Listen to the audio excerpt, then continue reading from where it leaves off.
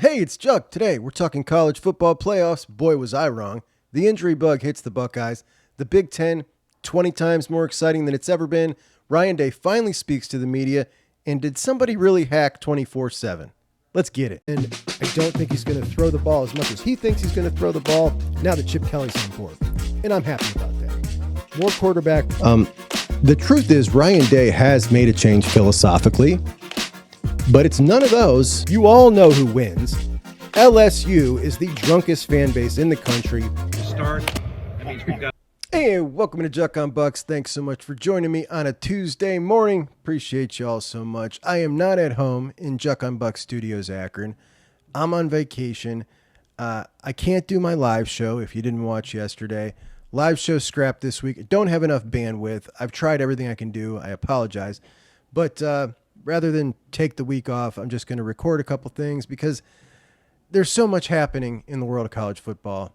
It's so exciting halfway through the season that I just feel like I'm missing out if I'm not getting something down. So we're going to do a couple videos anyway. And let's start here because we did have a bit of the gossipy version of college football that I love so much happen today. As at about 3 o'clock in the afternoon, 24/7 posted on their Instagram account this: Quinn Ewers expected to forego the rest of the season to prepare for the NFL draft. I immediately started thinking, what in the hell could have pissed him off so much about getting pulled from that Georgia game for a couple of series and coming in the second half and then, Sark probably told him Arch is starting and he said, I'm leaving. And no faster did all this happen in my brain that they pulled the post down. What the hell happened there? Well, his representation came out and said that it's totally fake. He's getting ready for Vanderbilt and he's locked in with Vanderbilt. Then a 247 employee said that they had been hacked, which is interesting that the hacker also had that exact same format that 24/7 uses to make all their posts in. Then a beat writer from Texas said that Monday, Quinn always talks to the media about the previous game and the next game coming up. He didn't make his normal media session. So were they really hacked? Was something really going on and somebody got cold feet? I don't know, but it's a lot of fun little fodder down in Texas as, they took a kind of a beat down of a loss. It didn't look like a beat down on the scoreboard. But is something going on in that quarterback room? Was Quinn shook up? We remember Quinn left Ohio State under some reasons that some thought were related to money. Some thought were him pouting for not being taken on the travel roster. Interesting. It's very interesting. In college football, you could see somebody being crazy enough to hack 24/7's Instagram just to put up some troll job like that. You could. Or it could have been something else. I don't know. But it is fun. It is fun to talk about. Now, the Big Ten is maybe not the most exciting conference in the country. But when you factor in how boring the Big Ten has been over the years, I think you can say it is definitely the most improved conference in the country as far as excitement. We went from 3 games last year deciding the entire conference. Ohio State hosting Penn State, Penn State hosting Michigan, Michigan hosting Ohio State. We waited all year for those 3 games. Nothing else mattered. Nothing else was exciting. Nothing else was fun. And this year, we've had about 2 exciting Big Ten games every single week, if not 3. It's been amazing.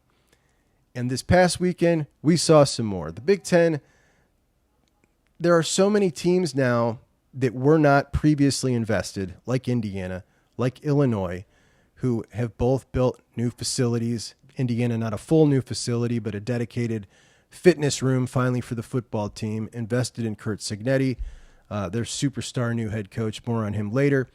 Illinois did build a new facility. You got Northwestern building they build their new facility and a new stadium. And then you bring in the West Coast teams. And all of a sudden, this conference has a lot of players.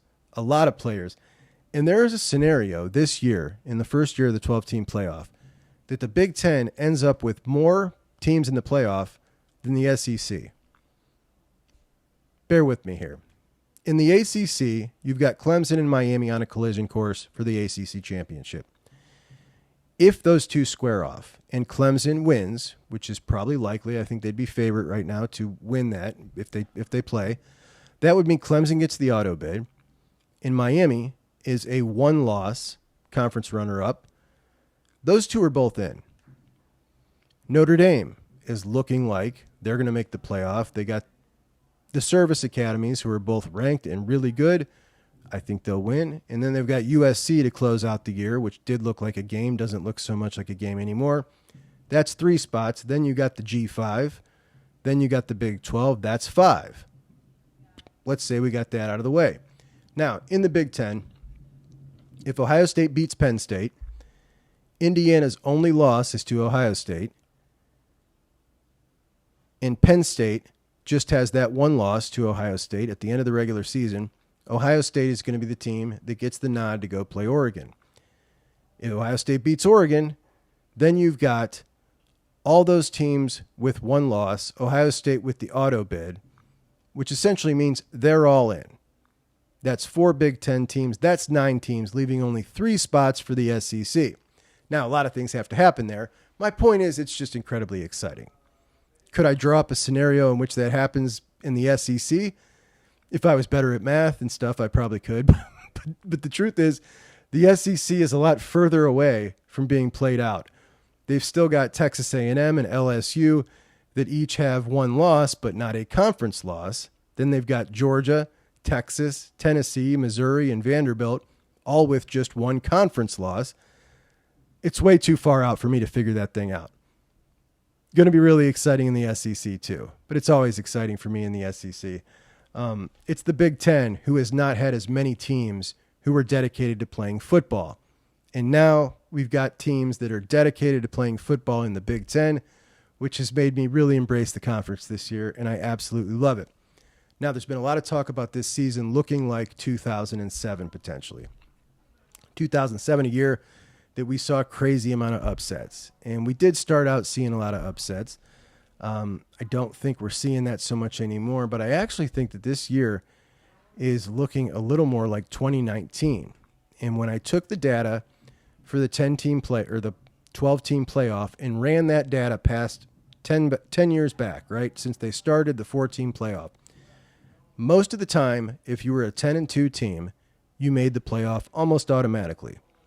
There was one year that a lot of good teams got left out with a 10-2 record, and that year was 2019.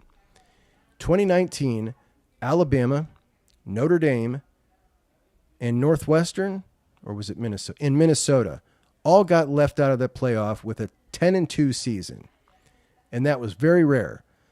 In fact, Alabama and Minnesota were just 2 of 3 teams in the Big Ten and the SEC that got left out that entire 10-year period of the 12-team playoff.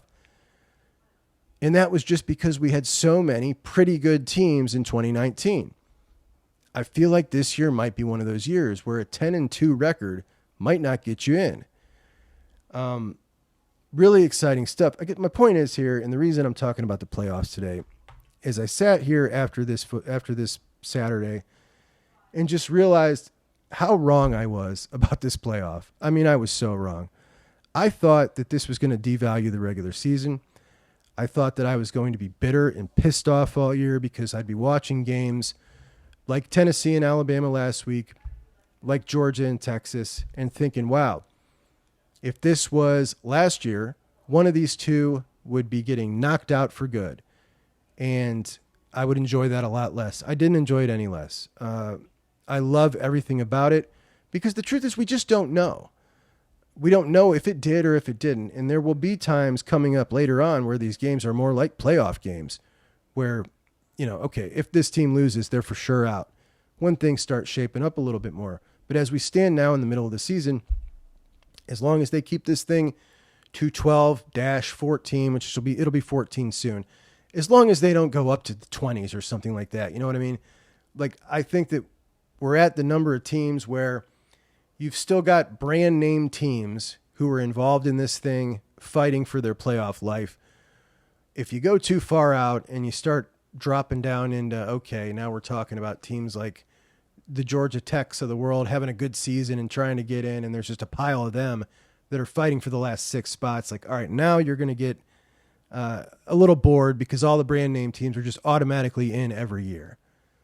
But again, not going to dig my heels in too hard on it because I was just so wrong about this the first time. Delighted that I'm wrong. Thought that I would certainly enjoy the playoff aspect of the season, but didn't like giving up the regular season in return for the playoff. I was wrong. Love this regular season. Haven't, you know what though? I do got to admit, all right, we did also have conference expansion added into this regular season, which has added to a lot of the excitement, added to a lot of the cool new matchups. But nonetheless, it's been amazing. A little more on the Big Ten. It is interesting that you've got in USC's first year in the Big Ten, that makes 3 of the 8 blue bloods in the Big Ten in USC, Michigan, and Ohio State, and 2 of those blue bloods in the Big Ten are absolutely upside down. USC just lost again to Maryland, again at the last minute. They fall to 3-4 on the season, just 1-4 in the Big Ten in their first year in the Big Ten. And a reminder, a team that beat LSU to start the year. They lost to Michigan, Minnesota, Penn State, and Maryland. And again, Lincoln tried to get his way out of that LSU game. Also hinted at trying to get out of the Notre Dame rivalry because he wants to play for a national championship. He referenced Saban scheduling for a national championship, taking away tough games for easy games. A lot of people think this is the reason he left Oklahoma, because he didn't want to go to the SEC for a harder road to get to the national championship, which tells us a lot about this guy. This is a driven guy. He wants the hardware. He wants to be thought of as one of the greats. Very high opinion of himself. You can tell every time he talks. He can't even beat Maryland and Minnesota, and he's talking about trying to get rid of Notre Dame and LSU off the schedule. It's wonderful. Outside of Michigan, USC, Miami, the 2 teams I hate the most in the world. Love seeing USC have such a problem. What has he got left on his schedule? They've got Rutgers, Washington, Nebraska, UCLA. It's in LA with USC and Notre Dame to end the season. Now, they could potentially go on a run here. That game with Notre Dame will definitely be favored. I think that there's a decent chance he could be able to go 7-5. 7-5 would be a repeat of last year. When he was 7-5 last year, the USC fans were freaking out. And this year was supposed to be the year that he kind of turned it around. The 7-5 was supposed to be an anomaly. This dude came into the Big Ten and is about to go 7-5 in his first year, and it's delightful. What do they do at USC? Where do you turn? I don't think they're going to fire him. They're a private school, so we don't know their numbers on buyouts and things like that, but I imagine it's a lot of money. He definitely got paid a ton to leave Oklahoma. Estimates are they pay him about $10 million a year. I don't know, man. Can this guy get it done? Can he get it done out there? It's great watching him struggle. It really is. You should not be struggling with USC or with Minnesota and Maryland when you're USC, which brings us to the other blue blood that's currently struggling. Michigan somehow was ranked still at 4-2 heading into the weekend against Illinois. They were absolutely pathetic again. And Sherrone Moore now talking about changing quarterbacks again for this upcoming Saturday. This guy just keeps making things worse, man. He said after the game, you can't turn the ball over. You don't want to go to 4 quarterbacks. You don't want to go through the process, but we've got to take care of the football. We're going to see what we got to do. We'll have the conversations. We'll see how this goes. This guy has been such a total failure. He is in so far over his head. It was clear from the beginning that this guy on the open market would have commanded a G5 job. We're talking about a guy who was an offensive coordinator, but not in the terms of he had an offense, right? Not a hot offensive coordinator. He was a play caller of a Stone Age offense. That's not the type of guy that's in high demand. Before that, an offensive line coach and a very good one. Could have been a head coach, yes. On the open market, maybe could have got a mid-level Big 12 job. probably a good G5 job. That's where you go cut your teeth and learn how to be a head coach. You certainly don't hire a guy like that to come in and hire his first ever staff at a blue blood program. Michigan did it. Their fans applauded. They hired him for continuity to keep the ball rolling, the Harbaugh system in place, and they thought it was just going to keep on rolling. Turns out there's a little bit more to this head coaching thing than just implementing the previous guy's system. And they are just falling flat on their face with every dumb decision he makes. This is a guy who went through the entire offseason telling that fan base and everybody that the offensive line looked championship level, made him think that the quarterbacks were all so good he couldn't figure out who he was going to pick. The fan base was telling us that their quarterback room rivaled Ohio State's was maybe better. Meanwhile, what was really happening was they were all so horrific, they couldn't decide who was the least horrific that would start and lead the team. And now he's about to switch for the fourth time. And we just finished the halfway mark of the season. But you got to wonder, was he lying to them, as many of them are irritated that they feel they were misled? Or does he just not know what he's looking at? You would think he knows what he's looking at. He's just watched J.J. McCarthy for the past couple years. That's what a good quarterback looks like. He knows what a good offensive line looks like. But at the same time, he had that interview that I played here with the Michigan State media where the guy comes in and says to him, and this is right after he decides he's going to pull Davis Webb and put in Alex Orji. And the guy asks him, Coach, what do you tell the people that say Alex Orji can't throw? And he says, oh, he can throw. They're going to find out. Just like that. Now, that was like 2 days before the game. And he knows that game is coming and everybody's going to see the truth. Do you think he'd lie in that situation? Or do you think maybe he just doesn't know? I don't know, man. Either way, it's very confusing.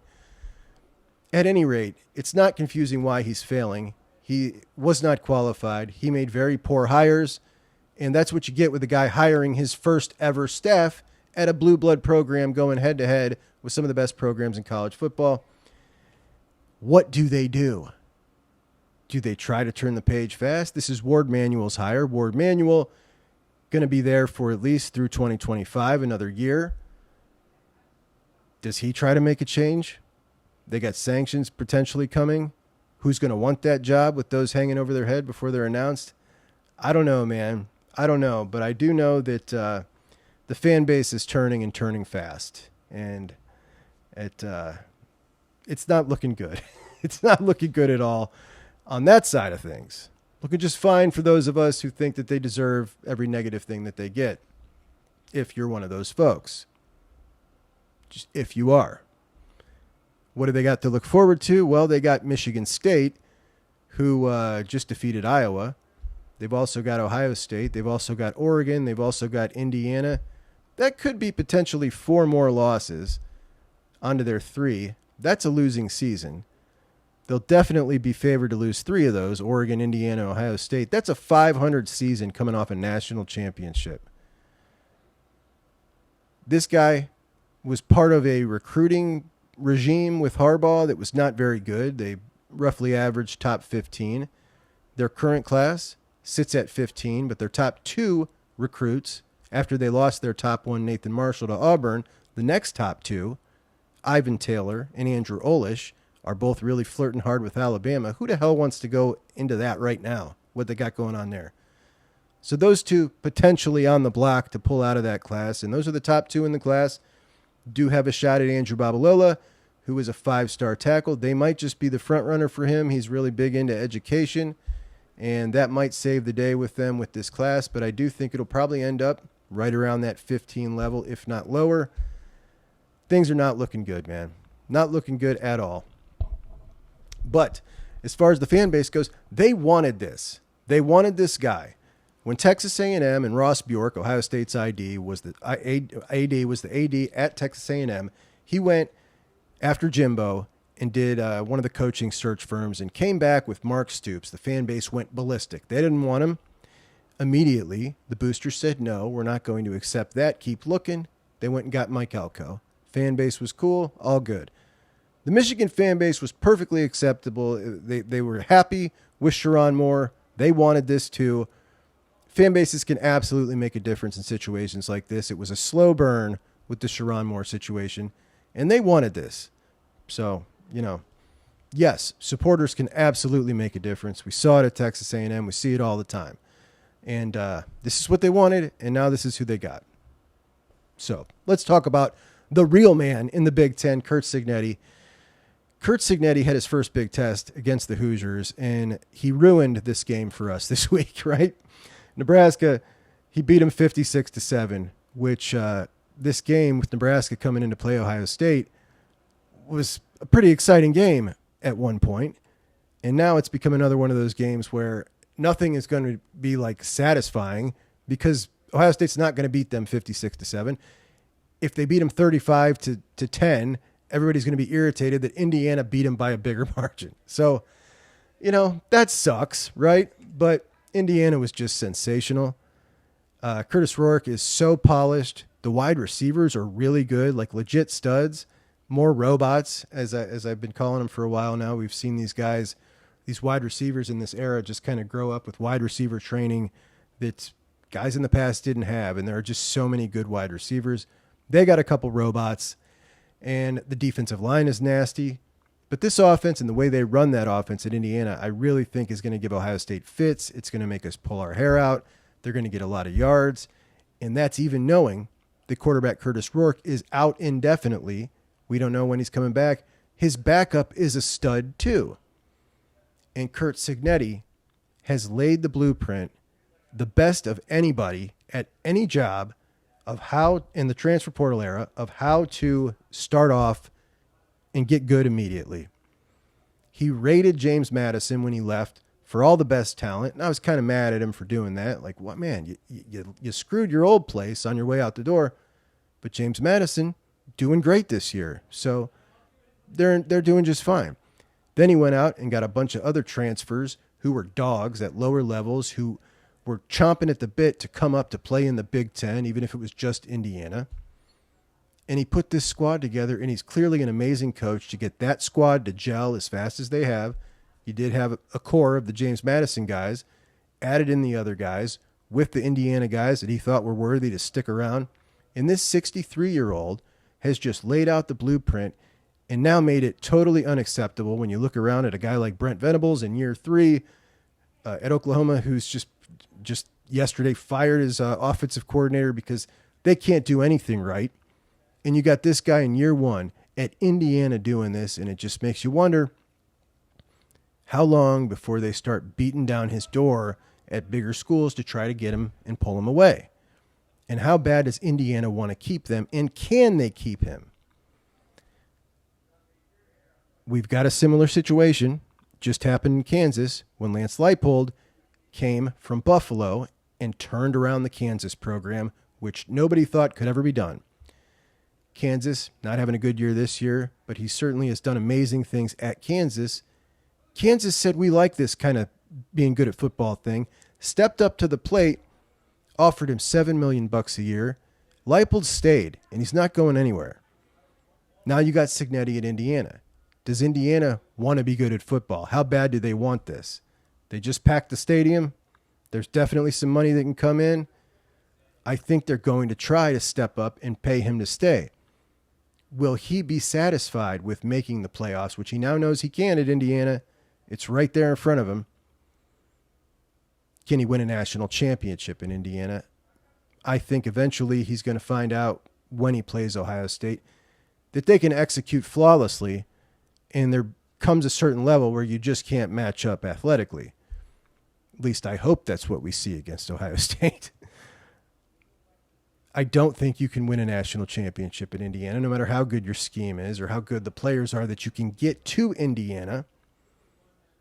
Is he going to be happy with that, or is he going to want to go to a place where he can get the kind of athletes to win a national championship? The clock's ticking. He's not getting any younger. Going to be really interesting to see what happens with him. Also going to be interesting to see guys try to follow his blueprint.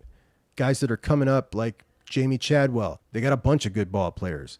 Let's say Jamie Chadwell gets a job at, I don't know, Michigan. He knows what to do. Cignetti just did it. You get my point. But it is going to be really interesting to see what happens with Cignetti. And Impressed doesn't even begin to describe it, what this guy's done. So that's going to be a really exciting game, watching them take on Michigan, watching them come to Columbus and take on Ohio State. Can those guys finish the season with just one loss? It would be unbelievable. Anyway, Ryan Day has not talked to the media since he did 7 minutes immediately after the Oregon game, along with his two coordinators, in a tent with screaming fans running around the tent, and you could barely hear anything. Definitely couldn't hear the questions that were being asked. And today at 11, they're going to have a press conference where they're going to finally talk to the media again since that Oregon game for the first time. He has done his radio show, and he's done his roundtable, which, talked to my buddy in the comments, Andrew, who said he doesn't particularly care. He wants the coach spending his time getting better with the team. And I get it if that's your point of view. But, when you're taking time to do your radio show and you're taking time to do a roundtable on 97.1, then you can't really justify saying you won't take your 20 minutes with the media. But whatever. The point is, today, we get to hear him answer some questions from the media. How much of that is going to be about Oregon? How much will be about the injuries? How much will be about Nebraska? I doubt much will be about Nebraska, especially since everybody's going to assume that Ohio State is going to walk right over Nebraska because they just saw Indiana do it. At least Ohio State better walk all over Nebraska. But the last few days, a lot of rumors swirling. You got Quinshawn's hand injury. Did it happen before the game? Yes. Is it the reason that he got the ball ripped out of his hands?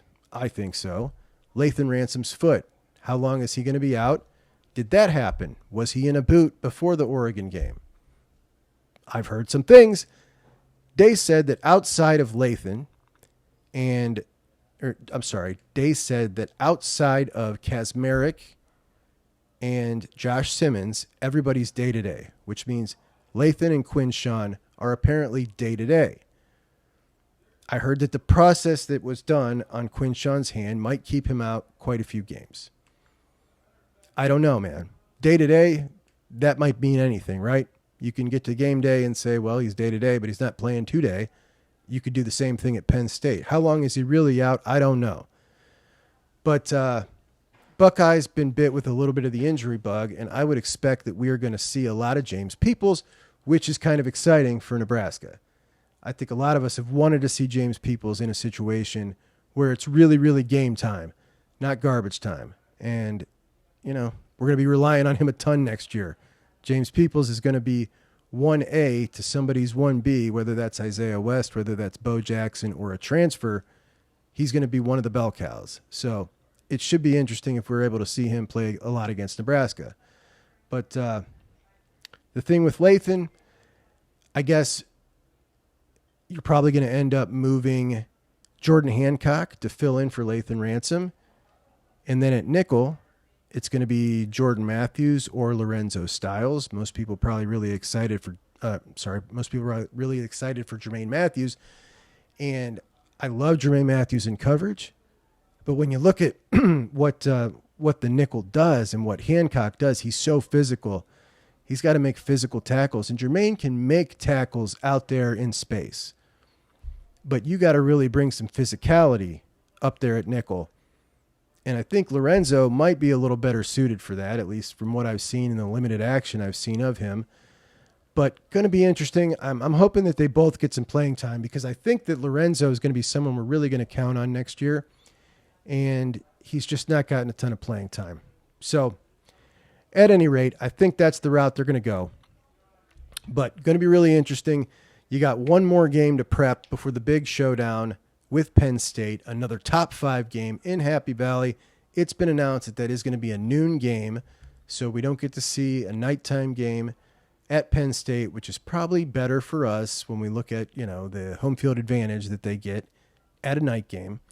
But at the same time, it is a college football spectacle to see 2 top 5 teams, Ohio State and Penn State, match up in a whiteout at Penn State. And I think it's a shame for college football in general that we don't get to see that. So, All right, my friends, that'll do me for today. We've got, don't forget, press conferences coming up at 11. We'll be back to talk about those later. My buddy Dave emailed me, Juckonbucks@gmail.com, if you want to email me. He saw that on the bottom of the screen. Just emailed me to say hello the other day, and we were talking, and he told me that if I go get a hot box at Verizon, I might be able to broadcast with a better internet signal and do my live show tomorrow. So I'm going to go get one. We'll give it a shot. Maybe we can come on live after the press conferences, have a little chat live. I really miss the live format, but we'll see if it works. If not, I'll record something afterwards and have a little show for tomorrow. Just trying to keep busy and stay active so you guys don't forget about me this week. All right, so talk to you soon. Juck off. That was recommended as a new sign off that I should use Juck off. What did you think? Juck off. I don't know how that sounds.